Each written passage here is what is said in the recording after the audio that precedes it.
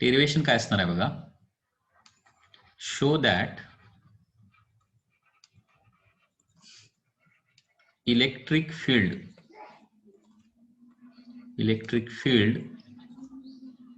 between plates, between two charged plates is equal to electric field between two charged plates E is equal to phi by D. Okay, दोन charged प्लेट्सच्या मध्ये electric field phi by D असतं, हे आपल्याला आता prove करायचं आहे. This is the question. Show that electric field between the two charged plates is equal to phi by D. ठीक आहे. आता हे डेरिवेशन कसं येणार बघा. तर याच्यामध्ये अगोदर याची डायग्राम काढतो मी. Suppose there are two plates like this. So this is the first plate. Okay, and this is the second plate.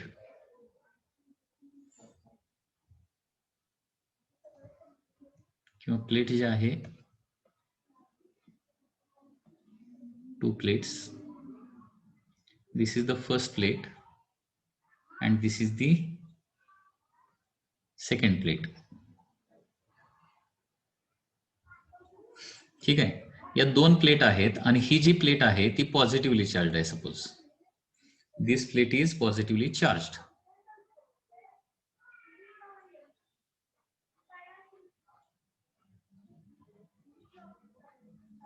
and this plate is suppose negatively charged. या दोन प्लेट्सच्या मध्ये सपोज सेपरेशन किती आहे. या दोन प्लेट्सच्या मध्ये सेपरेशन सपोज दोन प्लेट्सच्या मध्ये सेपरेशन टी आहे आणि दोन प्लेट्सच्या मध्ये पोटेन्शियल डिफरन्स सपोज किती आहे. दोन प्लेट्सच्या मध्ये पोटेन्शियल डिफरन्स सपोज फी आहे. Phi is the potential difference between plate. आता लक्षात घ्या, पॉझिटिव्हली चार्ज प्लेट आणि निगेटिव्हली चार्ज प्लेटच्या मध्ये काय असणार आहे. एक युनिफॉर्म इलेक्ट्रिक फील्ड असणार आहे from left to the right. Uniform electric field, कारण इलेक्ट्रिक फील्डची डायरेक्शन कशी असते. From positive plate to the negative plate. हे ई हे इलेक्ट्रिक फील्ड असणार आहे. तर E is equal to phi by D हा आपल्याला फॉर्म्युला इथं प्रूव्ह करायचा आहे, की जो आपल्याला अनेक न्यूमेरिकल्स मध्ये लागतो. लक्षात घ्या, हा फॉर्म्युला, हा जो फॉर्म्युला आहे ना तो अनेक न्यूमेरिकल मध्ये आपल्याला लागणार आहे.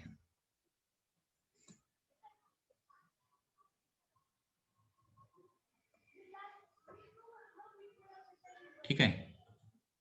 आता या फॉर्म्युल्याचं डेरिवेशन कसं येणार बघा.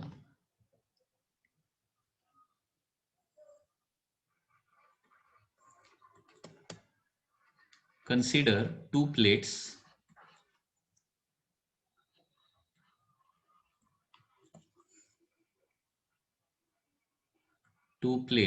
arranged parallel to each other.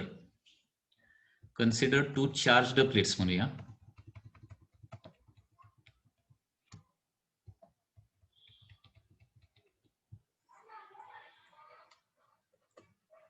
Consider two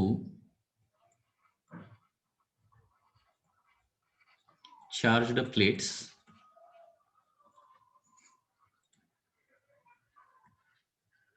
arranged parallel to each other as shown in figure. ठीक आहे. इथं दोन पॅरलल प्लेट आहेत, ते एकमेकाला पॅरलल अरेंज केलेले आहेत. आता दोन चार्ज प्लेट, आता पॉझिटिव्हली चार्ज प्लेटला काय असतं. पॉझिटिव्ह पोटेन्शियल असतं आणि निगेटिव्ह चार्ज प्लेटला काय असणार आहे. निगेटिव्ह पोटेन्शियल असणार आहे आणि त्याच्यामुळे या दोन प्लेटमध्ये काहीतरी पोटेन्शियल डिफरन्स असणार आहे. लेट फी काय आहे. पोटेन्शियल डिफरन्स फी काय आहे. पोटेन्शियल डिफरन्स बिटवीन प्लेट आहे. पोटेन्शियल difference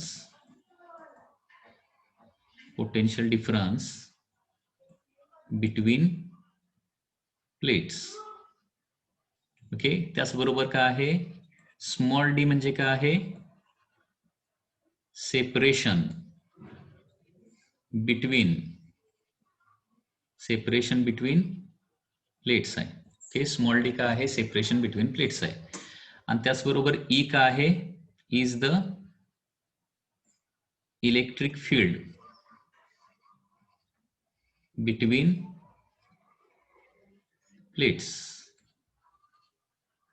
ओके, दोन प्लेट्सच्या मध्ये इलेक्ट्रिक फील्ड किती आहे, ई आहे. आता is equal to phi by D हा फॉर्म्युला आपल्याला प्रूव्ह करायचा, आणि हा फॉर्म्युला नेहमी लक्षात ठेवायचा. लक्षात घ्या, हा तुम्हाला 11th मध्ये 12th मध्ये सगळीकडे लागणार आहे. दोन पॅरलल प्लेट्सच्या मध्ये इलेक्ट्रिक फील्ड किती असतं, नेहमी फी बाय डी असतं. हे पाठच करून ठेवावं लागेल. दोन पॅरलल प्लेट्सच्या मध्ये इलेक्ट्रिक फील्ड किती असतं, नेहमी फी बाय डी असते. हे पाठ करून ठेवावं लागेल. ठीक आहे. आता बघा, हे डेरिव्हेशन करण्यासाठी काय करावं लागेल, आपल्याला एक चार्ज घ्यावा लागेल, क्यू हा चार्ज. आणि क्यू या चार्जला काय करावं लागेल, आपल्याला पॉझिटिव्ह प्लेटकडून निगेटिव्ह प्लेटकडे सरकवायचं आहे, मूव्ह करायचं आहे. ओके, क्यू या चार्जला पॉझिटिव्ह प्लेटकडून निगेटिव्ह प्लेटकडे सरकवायचं आहे. तर काय लिहितोय बघा मी आता इथं, सपोज नाऊ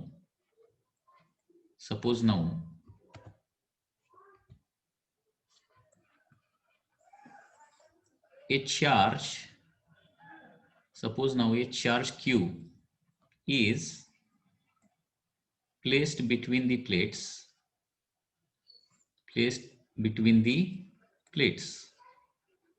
काय केलंय, क्यू हा चार्ज दोन प्लेट्सच्या मध्ये ठेवलाय, between the plates, and it is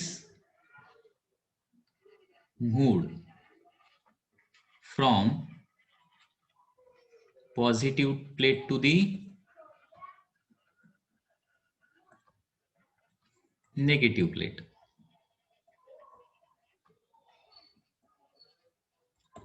okay, एक चार्ज क्यू जो आहे तो काय करायचा आहे, आपल्याला या दोन प्लेट्सच्या मध्ये म्हणजे इलेक्ट्रिक फील्ड मध्ये ठेवायचा आहे, आणि तो आपल्याला पॉझिटिव्ह प्लेटकडून निगेटिव्ह प्लेटकडे मूव्ह करायचा आहे. इथंपर्यंत सगळं वाचून घ्या व्यवस्थित. खूप इम्पॉर्टंट डेरिव्हेशन आहे. तुम्हाला टेस्टमध्ये हे म्हणजे थेरीची टेस्ट ज्यावेळी असेल त्यावेळी हे तुम्हाला विचारलं जाणार. Okay, phi is equal to phi by D prove करायचं आहे. काय काय लिहिलंय पुन्हा एकदा बघा. कन्सिडर टू चार्ज प्लेट, या दोन चार्ज प्लेट आहेत, डायग्राम मध्ये तुम्हाला दिसत आहेत, आणि त्या एकमेकाला पॅरलल आहेत. ठीक आहे. यात एक आहे याच्यामधली पॉझिटिव्हली चार्ज प्लेट आणि दुसरी आहे निगेटिव्हली चार्ज प्लेट. ठीक आहे. आता पॉझिटिव्ह प्लेट जी आहे ती पॉझिटिव्ह पोटेन्शियल म्हणजे हायर पोटेन्शियलला असते, आणि निगेटिव्ह प्लेट जी आहे ती निगेटिव्ह पोटेन्शियल म्हणजे लोअर पोटेन्शियलला असते. आणि त्याच्यामुळे काय होणार, या दोन प्लेटमध्ये काहीतरी पोटेन्शियल डिफरन्स असणार आहे. म्हणजे फी म्हणजे काय आहे, पोटेन्शियल डिफरन्स बिटवीन प्लेट्स आहे. त्याच्यानंतर या दोन प्लेटमध्ये डिस्टन्स किती आहे बघा, सेपरेशन किती आहे, स्मॉल डी एवढं सेपरेशन. आणि नेहमी पॉझिटिव्ह इलेक्ट्रिक फील्ड कसं असतं, positive plate to the negative plate असं इलेक्ट्रिक फील्ड असतं. ओके, तर is the electric field between the plates आहे.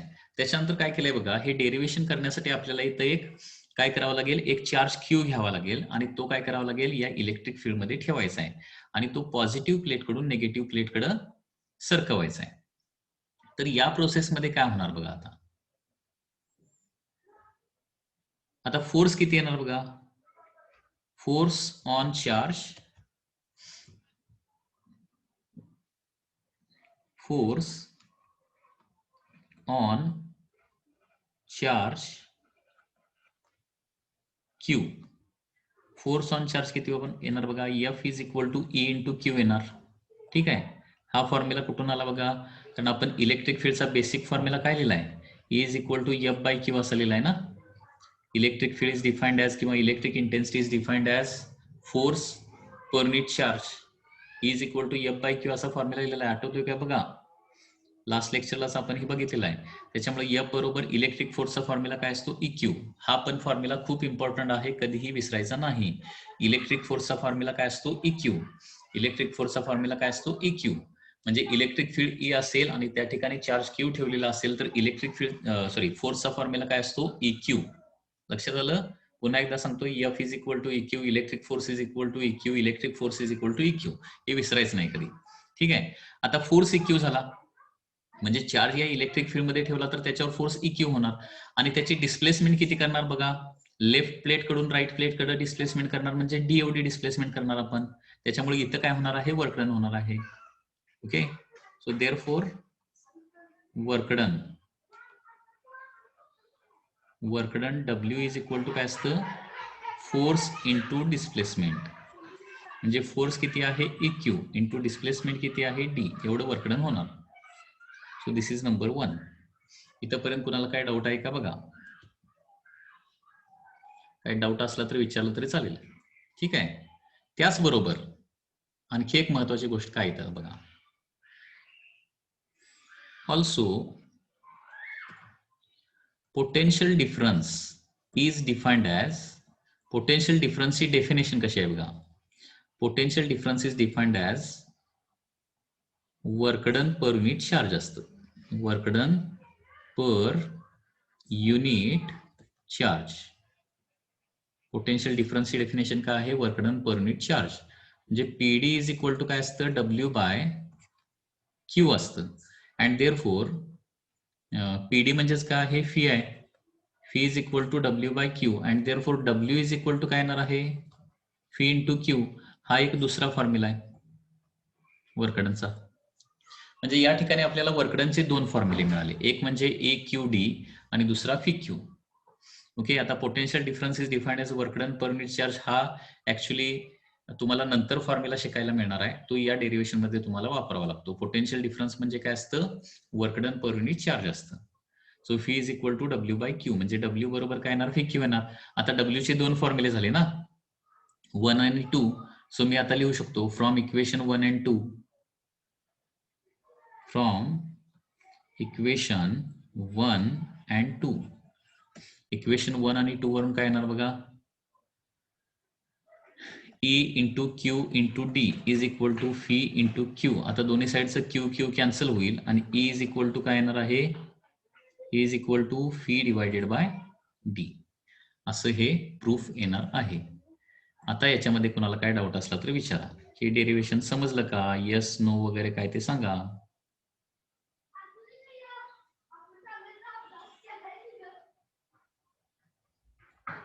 E is equal to phi by D.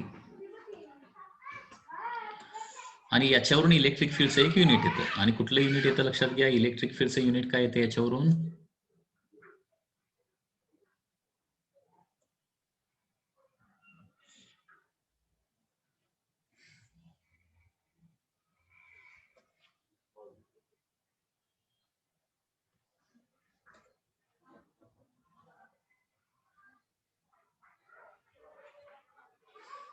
हा correct, Abhijit Chougule, you are absolutely correct. E is equal to phi by D. So याचं SI unit काय येणार याच्यावरून, SI unit E is equal to हे potential difference कशामध्ये आपण major करतो, volt मध्ये मेजर करतो, व्होल्ट. आणि डिस्टन्स आपण मीटर मध्ये मेजर करतो ना, त्याच्यामुळे काय येणार, व्होल्ट पर मीटर असं देखील युनिट येतं. सो इलेक्ट्रिक इंटेन्सिटी किंवा इलेक्ट्रिक फील्डचं युनिट काय असतं, व्होल्ट पर मीटर. याच्या अगोदर फोर्स म्हणजे न्यूटन पर कुलम हा आपण बघितलेलं होतं. जस्ट पुन्हा एकदा सांगतोय बघा, हे डेरिवेशन करायचं आहे. कसं करायचं आहे, फक्त 2 वेळा काय करायचं आहे, वर्कडनचा फॉर्म्युला काढायचा आहे. हे बघा, त्याच्यासाठी काय केलंय बघा, Q हा चार्ज आपण इलेक्ट्रिक फील्ड मध्ये ठेवलाय. त्याच्यावर फोर्स किती क्रिएट होणार बघा, फोर्स क्रिएट होणार आहे F is equal to EQ. F is equal to EQ वेळा फोर्स क्रिएट होणार. त्याच्यानंतर वर्कडन काढायचं आहे. वर्कडन म्हणजे काय असतं, फोर्स इंटू डिस्प्लेसमेंट. फोर्स किती ऍक्ट होतोय चार्जवर, EQ एवढा. आणि आपण चार्जला कसं मूव्ह करणार आहे, from one plate to another plate असं मूव्ह करणार आहे ना. म्हणजे डिस्प्लेसमेंट किती होणार, 2 प्लेट मधलं डिस्टन्स, दॅट इज D. त्याच्यामुळे वर्कडन होणार आहे EQ इंटू D. त्याचबरोबर आणखी एक महत्वाची गोष्ट म्हणजे potential difference is defined as work done per unit charge. Okay. So potential difference is equal to W/Q येणार. So phi is equal to W/Q येणार. So W is equal to phi Q. म्हणजे अशा प्रकारे वर्कडनचे 2 फॉर्म्युले मिळाले, एक म्हणजे EQD, दुसरं fee Q. आणि दोन्ही इक्वेट केल्यानंतर EQD is equal to phi Q. Q दोन्ही साईडचं कॅन्सल होईल आणि E चा फॉर्म्युला फी बाय D येणार. सो हे एक महत्वाचं रिलेशन आहे. याच्यावरचा एक आता न्यूमेरिकल प्रॉब्लेम आपण बघूया. Numerical problem 10.5.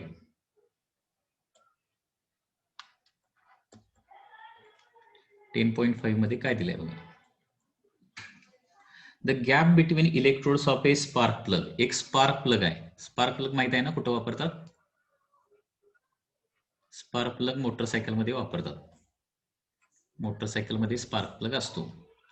तर स्पार्क प्लग गॅप दिलाय तुम्हाला, स्पार्क प्लग मधला गॅप दिलाय आणि तो गॅप किती दिलेला आहे 1.25 mm. जनरली हा 1.25 mm एवढाच बरोबर ऍडजस्ट करावा लागतो. आता गॅप म्हणजेच काय असणार आहे, डी असणार ना, that is D is equal to 1.25 millimetre. आता हे 1.25 मिलीमीटर म्हणजे 1.25 इंटू 10 किती लिहावं लागेल, -3 मीटर लिहावं लागेल, बरोबर आहे ना, कारण मिली म्हणजे 10⁻³ असतं. If potential of 20 volt is applied across the gap. Okay, potential difference किती अप्लाय केला इथं, त्या गॅपमध्ये 20 व्होल्टचा पोटेन्शियल डिफरन्स अप्लाय केलाय, म्हणजे फी इज इक्वल टू काय येणार आहे, 20 व्होल्ट येणार. ठीक आहे. What will be the magnitude of electric field between electrodes. तर इलेक्ट्रिक फील्डची मॅग्निट्यूड काढायची आहे. ते दोन स्पार्क प्लगचे 2 इलेक्ट्रोड असतात ना, स्पार्क प्लग तुम्ही बघितलाय का नाही मला आठवत नाही, हे बघा, म्हणजे मला माहिती नाही, सॉरी. अशा पद्धतीनं स्पार्क प्लग असतो, कधी बघितलेला असेल तर.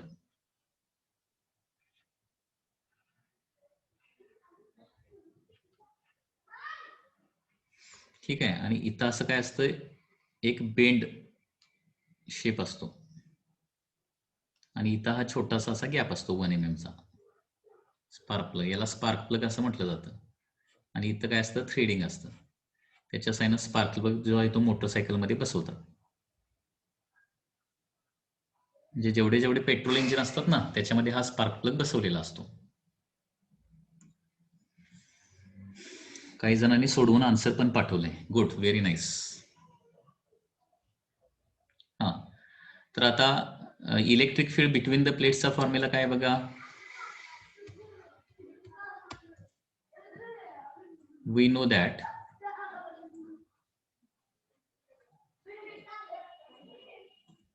E is equal to phi divided by D. So phi किती असतं, 20 व्होल्ट असतं, डिवायडेड बाय डी किती दिलंय, 1.25 इंटू 10⁻³ ओके. आता हे कसं सोडवायचं, डेसिमल पॉईंट दोन डिजिटनं राईटला सरकूया. म्हणजे वर काय करावं लागेल, 20 वर 2 0 द्यावे लागतील, ते 2000 होणार आणि हे 125 होणार, बरोबर आहे ना. हे 1.25चं 125 केलं, म्हणजे थोडक्यात डेसिमल प्लेस 2 डिजिटनं राईटला सरकवला. हे 20 म्हणजे 20.00 लिहू शकतो मी इथं, पण डेसिमल पॉईंट 2 डिजिटनं राईटला सरकवलाय तर 2000 डिवायडेड बाय 125 होणार आणि 10⁻³ वर गेल्यानंतर 10⁻+3 होणार. आता 25 ने डिवाइड करतो, 25 5 are 125, 25 8 are 200 आणि 0. परत 5 ने डिवाइड करतो, 16. सो आन्सर येणार आहे, electric field between the plates is 16 into 10⁻³ volt per metre. That is the answer. 16 into 10⁻³ volt per meter. And this electric field is sufficient to ionize the gas.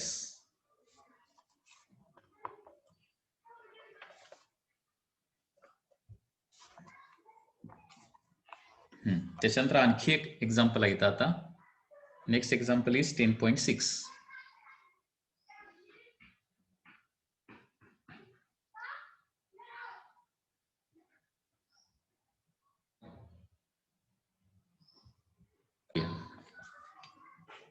Example number 10.6.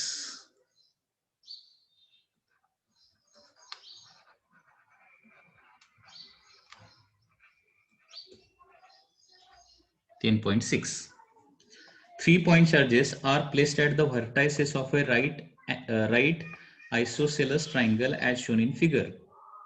What is the magnitude and direction of resultant electric field at point P, which is at the midpoint of its hypotenuse?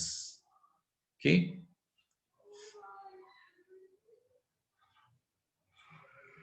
Question मध्ये एक diagram दिलेला आहे, diagram मी काढतो, लक्षात घ्या diagram कशी आहे बघा.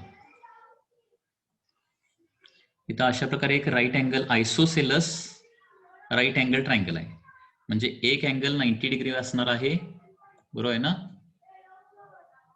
आणि त्याच्या दोन साइड काय असणार आहेत, इक्वल लेंथच्या असणार आहेत.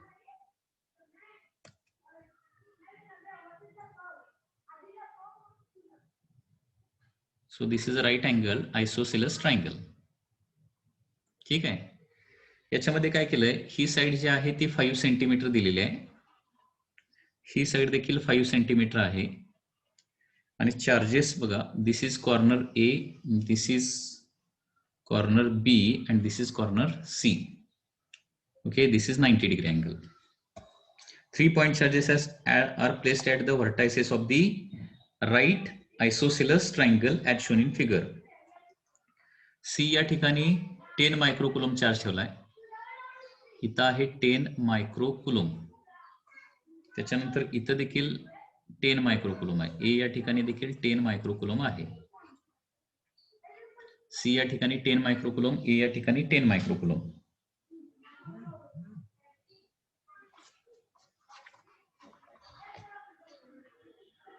आणि बी या ठिकाणचा चार्ज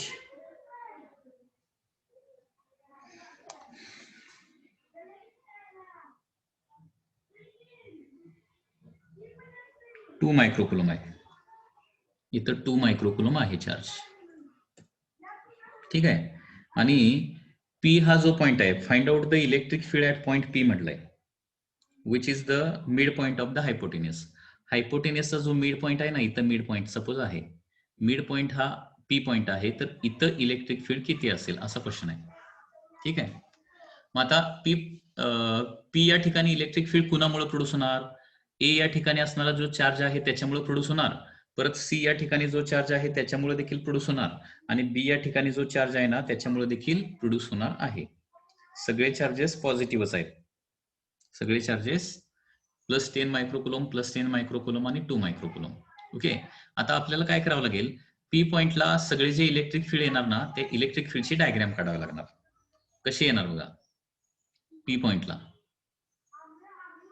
ब्ल्यू कलरनं दाखवतो मी या ठिकाणी, लक्षात घ्या इलेक्ट्रिक फील्ड कसे येणार बघा.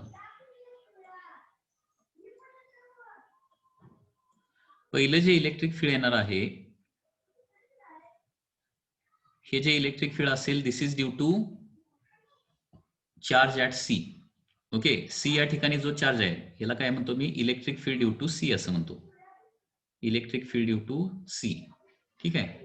म्हणजे सी या ठिकाणी असणारा जो चार्ज आहे तो पी या ठिकाणी इलेक्ट्रिक फील्ड ईसी प्रोड्यूस करणार. आता इलेक्ट्रिक फील्डची डायरेक्शन कशी असते मी तुम्हाला सांगितलेलं आहे, इलेक्ट्रिक फील्डची डायरेक्शन नेहमी कशी असते, अवे फ्रॉम पॉझिटिव्ह चार्ज असते. म्हणजे 10 मायक्रोकुलम या चार्जमुळे इलेक्ट्रिक फील्ड काय होणार आहे, असं अवे फ्रॉम 10 मायक्रोकुलम म्हणजे डाऊनवर्ड क्रिएट होणार. हे झालं electric field due to C, त्याला ईसी बार असं म्हणतो. त्याच्यानंतर इथं ए या ठिकाणी जो 10 मायक्रोकुलम चार्ज आहे ना त्याच्यामुळे देखील इलेक्ट्रिक फील्ड प्रोड्यूस होणार पी या ठिकाणी, आणि त्याची डायरेक्शन कशी असणार बघा, away from that charge. Away from that charge म्हणजे अशी डायरेक्शन असणार आहे. Okay. This is electric field due to A असणार आहे, आणि हे अपवर्ड डायरेक्शन येणार. ठीक आहे. म्हणजे अवे फ्रॉम ए या डायरेक्शन. आणि तिसरं बी या ठिकाणी जो चार्ज आहे ना 2 मायक्रोकुलम, त्याच्यामुळे देखील क्रिएट होणार. त्याच्यामुळे कसं क्रिएट होणार बघा,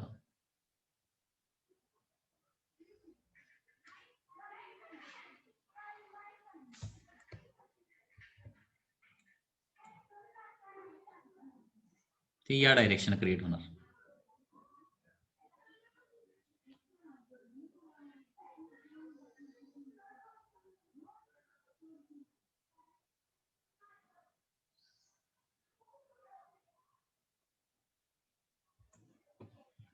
बरोबर आहे ना, अवे फ्रॉम द बी. म्हणजे इलेक्ट्रिक फील्ड कसं असतं हे अगोदर तुम्हाला माहिती पाहिजे. Electric field is always away from the charge असतं.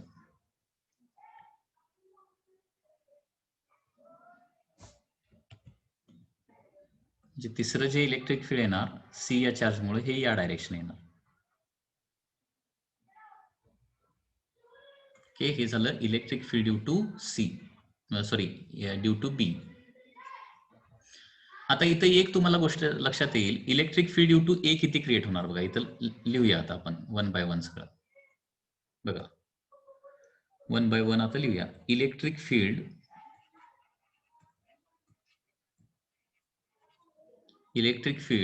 At point P due to काय येणार, charge at A.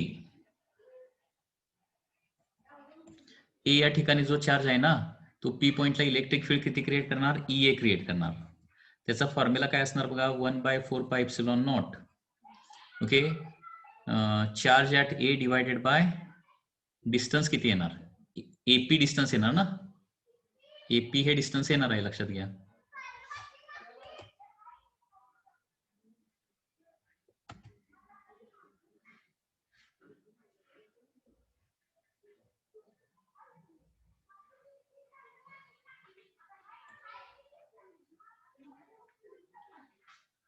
QA divided by AP square.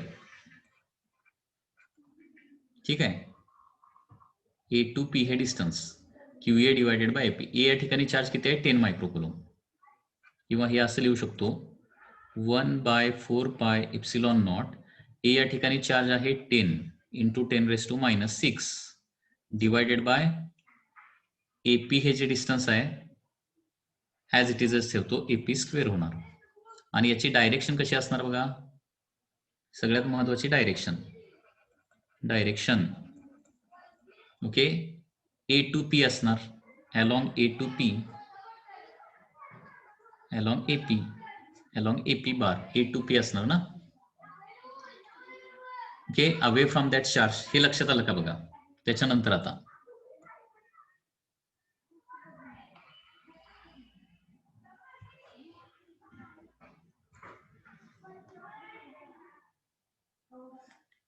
नाही, हे बघा, ए या ठिकाणी इलेक्ट्रिक फील्ड कुणामुळे काढायचं आहे, ए या ठिकाणी असणाऱ्या चार्जमुळे काढायचं ना. ए या ठिकाणी असणाऱ्या चार्जमुळे किती क्रिएट होणार, हे बघा, हा इथं चार्ज असेल आणि इथं पॉइंट पी असेल, तर इलेक्ट्रिक इंटेन्सिटी काय असते, अवे फ्रॉम पॉझिटिव्ह चार्ज असते. हा पॉझिटिव्ह चार्ज असेल तर अवे फ्रॉम पॉझिटिव्ह चार्ज, म्हणजे ए या ठिकाणी असणारा जो चार्ज आहे ना त्याच्यामुळे प्रोड्यूस होणारी इलेक्ट्रिक इंटेन्सिटी. बर, A to P लिहिण्यापेक्षा तुम्हाला जर कन्फ्युजन होत असेल ना तर असं करूया, PQ लिहूया बेस्ट वे. काय लिहूया, PQ बार. P इथं पॉइंट आहे आणि Q ला पॉइंट मी इथं देतो, PQ bar. P to Q असणार ना, बरोबर आहे ना, हा पॉइंट इथं P आहे. आता कोणाला काय डाऊट आहे का बघा, P to Q अशी असणार, दॅट इज EA बार. झालं. आता तसंच काय करूया, electric field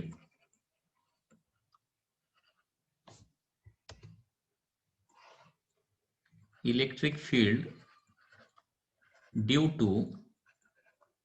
to charge at point C. आता C या ठिकाणी असणारा जो चार्ज आहे तो इलेक्ट्रिक फील्ड कसं प्रोड्यूस करणार, EC, away from positive charge, म्हणजे P2 फॉर एक्झाम्पल, याला R म्हणतो, P2R असं क्रिएट होणार. आणि ते इलेक्ट्रिक फील्ड किती असणार बघा, electric field due to C, magnitude तर किती येणार बघा, 1/4πε0. C या ठिकाणी असणारा चार्ज QC डिवायडेड बाय हे डिस्टन्स. ओके, डिस्टन्स किती आहे, CP येणार ना डिस्टन्स, याचा स्क्वेअर. कारण इलेक्ट्रिक फील्डचा बेसिक फॉर्म्युला अगोदर माहिती पाहिजे, 1/4πε0 Q/r², बरोबर आहे ना. म्हणजेच 1/4πε0 काय येणार आहे, 10 × 10⁻⁻6 डिवायडेड बाय CP². ठीक आहे. आता बघा, EA आणि EC जे आहेत ते तेवढेच आहेत, 1/4πε0 आहे दोन्हीमध्ये, 10 × 10⁻⁻6 10 × 10⁻⁻6 आहे, बरोबर आहे. आणि इथं CP² आणि फक्त इथं AP², आणि CP आणि AP सेमच असणार ना, कारण P हा मिड पॉइंट आहे म्हणून सांगितलंय. Okay, as CP is equal to AP आहे, CP is equal to AP, and therefore काय होणार आहे, EA and EC, EA bar and EC bar काय करणार, cancel out each other. Okay, एकमेकाला काय करणार, कॅन्सल आउट करणार आहेत, कारण दोन इलेक्ट्रिक फील्ड आहेत ते अपोजिट डायरेक्शन आहेत आणि इक्वल इन मॅग्निट्यूड आहेत, बरोबर आहे ना. हे फोर्स प्रमाणे घ्यायचं. हे बघा, एका बॉडीवर आपण 2 फोर्स लावले, इकडून 10 न्यूटन फोर्स लावला आणि इकडून 10 न्यूटन फोर्स लावला. हे दोन्ही इक्वल मॅग्निट्यूडचे फोर्स आहेत आणि अपोजिट डायरेक्शन आहेत, त्याच्यामुळे हे दोघे एकमेकाला काय करणार, कॅन्सल आउट करणार ना. तसं इथं इलेक्ट्रिक फील्ड देखील वेक्टर क्वांटिटी आहे. ओके, पहिले इलेक्ट्रिक फील्ड ए चार्ज मुळे किती क्रिएट होणार, 1/4πε0 10 × 10⁻⁻6 डिवायडेड बाय AP², आणि C मुळे किती क्रिएट होणार, 1/4πε0 10 × 10⁻⁻6 डिवायडेड बाय CP². हे दोन्ही मॅग्नेटिक फील्ड इक्वलच आहेत आणि त्यांच्या डायरेक्शन अपोजिट आहेत आणि त्याच्यामुळे काय होणार ते एकमेकाला कॅन्सल आउट करणार. म्हणजे पी पॉइंटला इलेक्ट्रिक फील्ड राहणार कोणामुळे फक्त बी पॉइंटमुळे राहणार. Therefore resultant electric field at point P is काय येणार आहे is only due to charge at B येणार आहे, charge at B. आणि ते इलेक्ट्रिक फील्ड किती येणार बघा आता. So electric field due to B 1/4πε0 charge at B divided by distance from B to P घ्यायला पाहिजे. Okay, BP². आता हे व्हॅल्यू ठेवावं लागतील आपल्याला. So electric field at B is equal to 9 × 10⁻⁹ बरोबर आहे ना. चार्ज ॲट B किती आहे 2 × 10⁻⁻⁶ आहे divided by B to P distance किती येणार. आता हे काढावं लागेल. B टू P डिस्टन्स किती येणार. हा अँगल 45 डिग्री असणार ना, हा अँगल पण 45 डिग्री असणार. हा किती असणार आहे 90 डिग्री असणार. 45 45 90 बरोबर आहे ना. म्हणजे 5 सेंटीमीटर हायपोटेनियस झाला आणि 45 45 90 डिग्रीच्या ट्रायंगल मध्ये हायपोटेनियस 5 असेल तर प्रत्येक साइड 5/√2 असते. हे माहिती पाहिजे. प्रत्येक साइड किती असते 5/√2 अँड 5/√2. हायपोटेनियस जर 5 असेल तर काय येणार इथं 5/√2 × 10⁻⁻², कारण ते सेंटीमीटर मध्ये आहे. याचा स्क्वेअर लिहावा लागेल. लक्षात येते मी काय सांगतोय. अँड देअरफॉर फायनल आन्सर हे कॅल्क्युलेशन सगळं करावं लागेल तुम्हाला. हे कॅल्क्युलेशन करून बघा सगळं. म्हणजे आणखी एकदा लिहितो 9 × 10⁹ × 2 × 10⁻⁶. डिनॉमिनेटरला स्क्वेअर केला तर 25 डिवायडेड बाय 2 × 10⁻⁴. हे सगळं कॅल्क्युलेशन तुम्ही जरा करून बघा आणि हे आन्सर हे कॅल्क्युलेशन केल्यानंतर आन्सर येतं 1.44